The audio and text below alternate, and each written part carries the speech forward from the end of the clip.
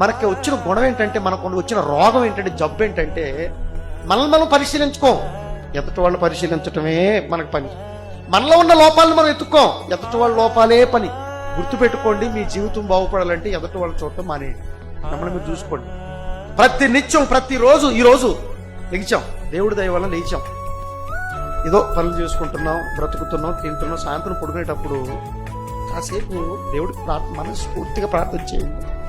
తండ్రి, నేను ఎలా ఉన్నాను ఈరోజు, నా ప్రవర్తన ఎలా ఉంది, నా బ్రతుకు ఎలా ఉంది, నీకు అనుగుణంగా ఉందా, నీకు ఇష్టానుసారంగా ఉందా, నా మాట, నా చేత, నా బ్రతుకు నేను చెక్ చేసుకోవద్దండి.